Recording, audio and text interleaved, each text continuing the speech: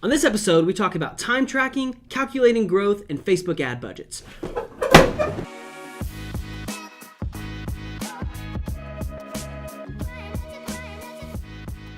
Hey everybody, welcome to episode 41 of the AskEngine show. We are ecstatic. I think I used ecstatic before, but I'm going with it. Feels good. We're ecstatic to be here. We've got 3 questions for you today. Let's just go ahead and jump into it. Yeah, question numero uno from r/entrepreneur. For those of you who outsource web development using hourly contracts, what tools do you use for time tracking? We've used Harvest in the past. Basically, we go up and we create very detailed projects within Harvest and then go to the task level and then assign those tasks, let our developers follow through on those tasks and calculate hours against that. Mm-hmm. Yeah, I think when you're first starting, it's hard to gauge, especially if it's a new role that's not like that you're not intimately familiar with the complexity of it. I think getting someone to do it once, having them document that process, and then using that as a measuring stick. You know, when we, like for the newsletter, the first newsletter we put out, it took us X amount of time, and then we're trying to create efficiencies around that. And so don't be discouraged if the first project that you do, I mean, unless someone's just totally just wrecking you. Yeah. That's bad. But if it takes a little longer than you thought it would, figure out ways that you can make it more efficient, figure out your ways as a PM, how you can make their job easier to quicken that process. Yeah, and starting out with Harvest, I mean, as long as you are billing by project, that should be good enough. You don't have to go on the task level, but task level does help me in my personal flow because I can look in and say, okay, well, it seems these type of tasks take longer than what the devs are estimating, that sort of thing. Perfect. Question 2. How do I calculate the growth of my startup? From NecroKing695 on r/startups. Let me give some context to this because it's his name? NecroKing. Yeah. Sorry, it's funny to hear you say that.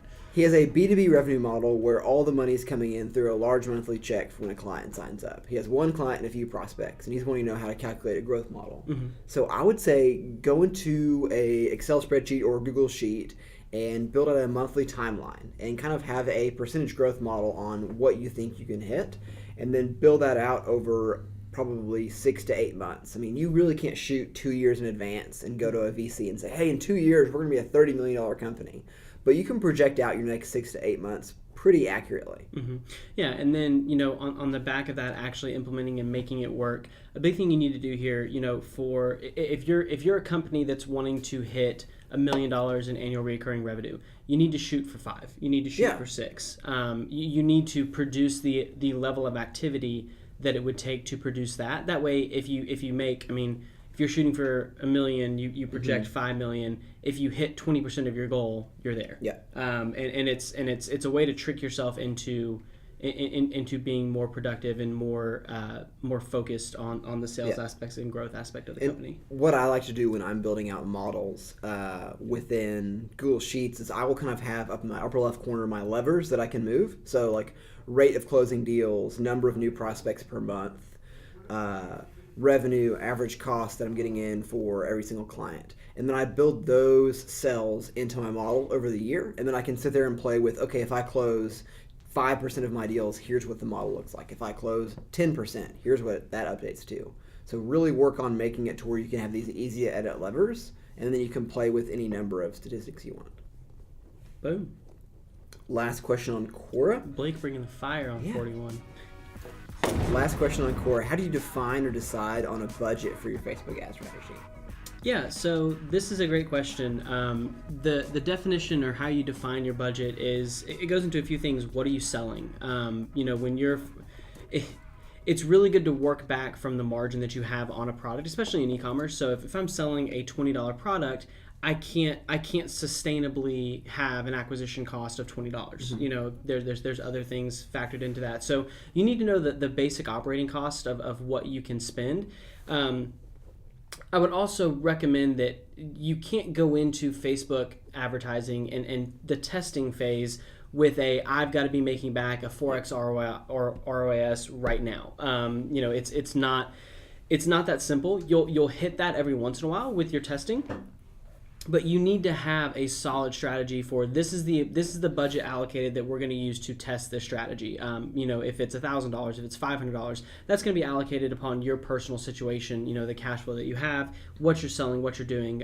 It baffles me sometimes people who are selling $500, $600, $700 items who are upset at a cost per purchase, or they pull a test after spending $20 on it. And it's like, you're not giving Facebook enough time to, you're being impatient. And a lot of times you're killing ad sets that would be winners, and you're killing them too early. Facebook, their internal their internal measurement is that you need 8,000 impressions before you have enough data to really make a decision. Yep. Now that can be hard to reach for a low budget campaign. If you're doing 8,000 impressions and your CPM is $10, then it's $80 that you're spending. I get that not everybody is there, but it's just kind of the barrier to entry with Facebook.